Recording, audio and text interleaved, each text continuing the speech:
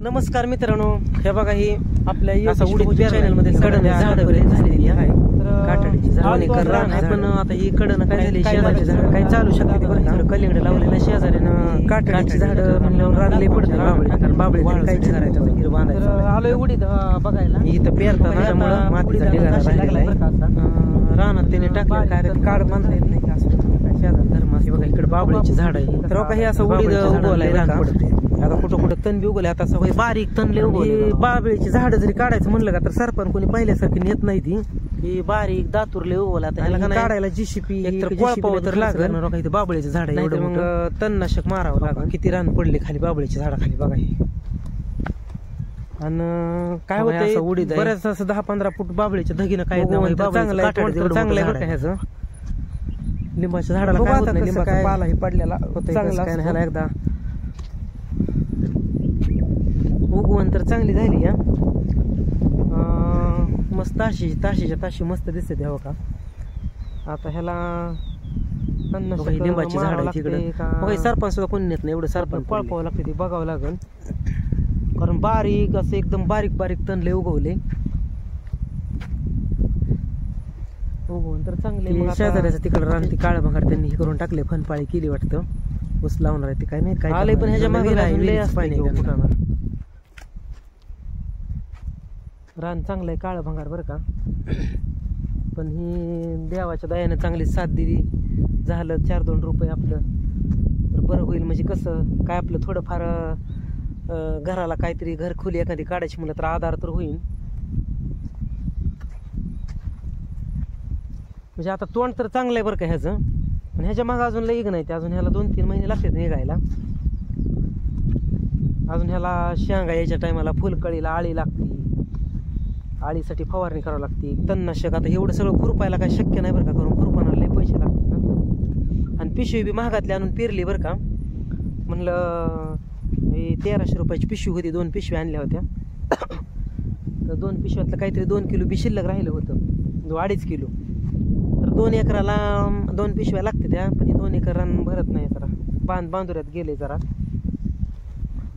अशी पद्धतीने उगवण चांगली झाली या. तर आपल्या आलती कमेंट आहे दादाची, तुम्ही उडीद पेरलाय म्हणल्यावर म्हणल्या दाखवा आम्हाला. तरी अशा पद्धतीनं आहे उडीद आमचा. आणि तुमच्या सगळ्याच्या आशीर्वादानं जर सध्या तर चांगला आलाय. आता पिरून मला वाटते 15 दिवस झाला असेल पिरून. हा 15 दिवस झालं, कारण वटपौर्णिमेच्या आदल्या दिवशीच पेरला होता. शुक्रवारी वटपौर्णिमा होती, गुरुवारी संध्याकाळी पेरला होता, त्यामुळे व्हिडिओ काढता आला नव्हता. आता आमोशा आली बरोबर 15 दिवस झाले, तर 15 दिवसात असा आलाय बघा, असा आलाय 15 दिवसात. तर तुमच्या सगळ्याच्या आशीर्वादानं झालं 4-2 रुपये तर बरं झालं. आता मस्त महागाचं आणून बी पेरले. ह्याला आधी रोटरला आधी परत रोटरून पेरलं, म्हणजे डबल खर्च झाला ना ह्याला. तर चांगली उगवण बी मस्त झाली बरं का, ट्रॅक्टरनं पेरल्यामुळं एकदम लावल्यासारखा असा आलाय उगवून. बघा ना, तास चांगली दिसते ती या. तर काय हातभार लागला हे केला तर बरं झालं. कोण ह्याच्यातनं हरणं नाचली ती का काय, हरणाचं पावलं का जनावर गेले कुणाचं कुणाच ठेव का पाहून दिसतं. हे असं बारीक तण उगवलंय बघाले, बघा लय तण उगवले हे असं. तर ह्या तणासाठी आपण काळजी घ्यावं लागणार काहीतरी, नाहीतर एवढा खर्च करून उपयोग होणार नाही. आता ह्याला पेरायला रोटराय गेलं जवळजवळ 3000 रुपये, 1600 रुपये एकर आहे, 3200 रुपये. आणि पेरायला 1000 रुपये एकर, 3.5, 4 आणि 5 आणि बी 2600 रुपयाचं. 7,500 पावणे 8,000च्या घरात गेले.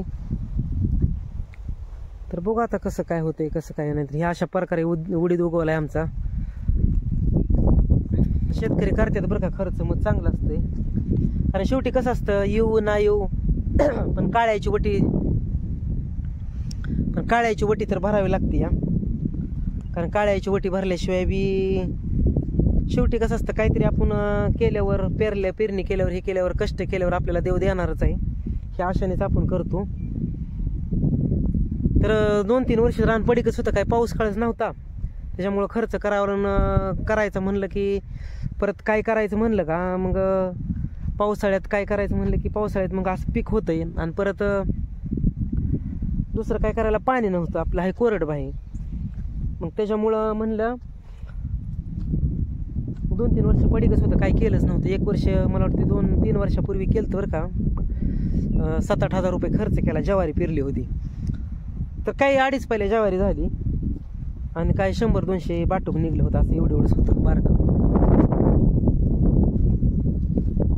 त्याच्यामुळे शेतकऱ्याला बी खर्च करायचं बी अवघड आहे. आलं तर ठीक आहे. आता ह्याच्या मागं अजून ह्याला आळीसाठी फवारणी करावी लागते, परत तणनाशकसाठी काहीतरी काळजी घ्यावं लागणार आहे, त्याच्याशिवाय ती येणार नाही चांगलं. परत मार्केट आपण मस्त घेताना महाग घेतलंय, पण अजून ही विकताना कसं विकते माहिती आहे का आपल्याला. तर उगवून ही चांगली झाली, ही झालंय तुमच्या सगळ्याच्या आशीर्वादानं. आली साथ, परमेश्वरानं साथ दिली तर चांगलं आहे, कारण शेतकऱ्याच्या मागं बी एक कुटाणा नाही किंवा. आणि एवढ्या जर ह्या 2 एकरात जर बोर पाडलं का तर एकदम सोनं पिकायसारखं राहणार आहे बरं काही. कारण 2 एकर म्हणलं तरी भाजीपाला माळवं करून काहीतरी करून हातभार लागू शकतो. पण बोर पाडायला काय होतंय, पाणी, कारण आमच्याकडे 500-600 फुटाच्या पुढंच न्यावं लागते. 500-600 फुटाच्या पुढं बोर न्यावं लागते ती. परत त्याला बोर पाडायला 500-600 फूट म्हणलं तर कसं बी मला वाटतं 50,000 रुपये लागत असते ना, काही माहीत नाही एवढं बरं का, अंदाज सांगतोय मी. का तर महाग आहे किंवा आता 300 फुटापर्यंत एक रेट, पुन्हा 300 ते 400 फुटापर्यंत एक वेगळाच असतो. 5-5 रुपयानं वाढत वाटतं, पुन्हा 400पासून 500पर्यंत वेगळाच रेट. आणि लाईट लय लांब आहे आम्हाला, जवळजवळ इकडं लांब आहे, इकडं 1000-1200 फूट 1200 फूट तर अंतर असेल बाबा. आणि इकडं तर काय नाही, इकडं तर लाईट नाही, इकडं बी लय लांब आहे. इकडं तर 2-2.5 हजार फूट असेल. परत ती मोटर, पायपा, केबल वरमधली, परत वरची केबल, असं मिळून बराच खर्च होतोय. त्याच्यामुळं बोरचं आपण फॅमिली म्हणते आपली, योगेश भाऊ बोर पाडा, मस्त तुम्ही चांगल्यासाठी सांगताय, बरोबर आहे. पण बोरला खर्च लय होतोय. बघू तुमच्या आशीर्वादानं सगळ्याच्या घर बांधायचं मागं ठेवली, शेडफीड मारून राहील. पण आलं झालं उडदाचं पैसे 5-50 हजार रुपये तर बोरला हातभार होईल, असं काहीतरी होईल. पण नक्कीच काहीतरी करेन. आपण काय व्यसनी माणूस नाही किंवा काय नाही, रुपये आला तर आपण साचवून ठेवायचं आहे.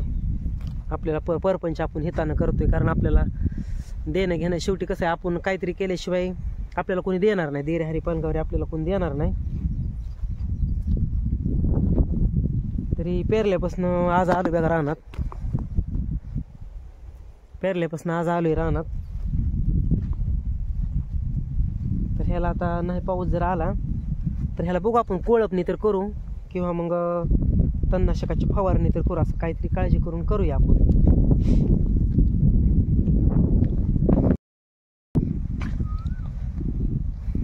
ही कडन झाडं बिले झाली ती, या काटाड्याची झाडं, ही लिंबाची झाडं काही चालू शकते ती बरं का. पण काटाड्याची झाडं म्हणल्यावर रान लय पडते बाबळीनं, कारण बाबळी खाली काहीच येत नाही. परत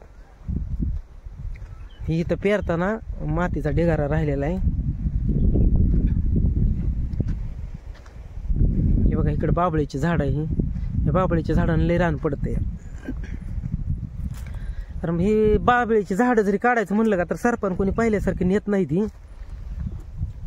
आणि ही काढायला जेसीपी, ही जेसीपीला बी खर्च लागणार. हो का इथं बाबळीचं झाड आहे एवढं मोठं, हो का किती रान पडले खाली बाबळीच्या झाडाखाली बघा हे. आणि काय होतंय बऱ्याच असं 10-15 फूट बाबळीच्या धगीनं काय येत नाही. काही बाबळीचं काठाड्याचं एवढं मोठं झाड आहे बघा. हो का लिंबाच्या झाडाला काय होत नाही, लिंबाचा पाला हे पडलेला चांगला असतो.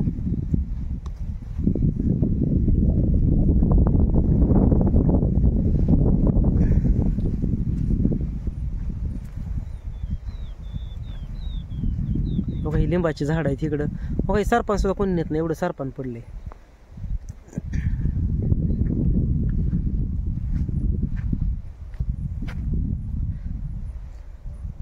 ते शेजाऱ्याचं तिकडं रान ती काळं भांगार त्यांनी हे करून टाकले, फनपाळी केली वाटतं. ऊस लावणार आहे ते, काय माहिती काय करणार आहे. त्यांना विहीर आहे, विहिरीचं पाणी आहे त्यांना.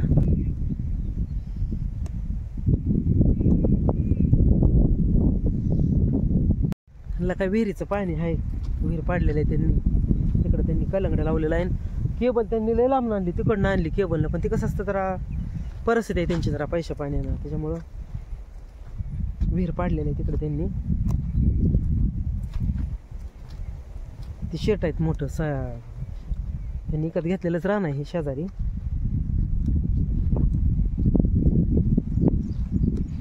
तर अशा पद्धतीनं आमची उडदाची शेती आहे. तर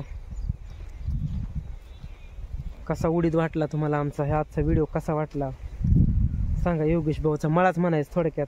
मळा म्हणजे जी बाग आहे तसं त्याला मळा म्हणते ती, पण काय हरकत नाही, आपण बी मळाच म्हणूया. कवा तर काय आज ना उद्या होईल तुमच्या आशीर्वादानं, सगळ्याच्या कृपेनं. तर ठीक आहे, आपण बघा आपला उडीद ही मग, आणि आमचा व्हिडिओ कसा वाटला कसा नाही ते आम्हाला नक्की कमेंट करून सांगा. कारण आपली फॅमिली म्हणली ती योगेश भाऊ शेतातलं काहीतरी दाखवा, उडीद पेरलेला आहे म्हणून आलतो व्हिडिओ काढायसाठी आज. तर चालतंय, भेटू पुढच्या व्हिडिओमध्ये. तोपर्यंत धन्यवाद. असंच तुमचा सपोर्ट साथ राहू द्या. धन्यवाद.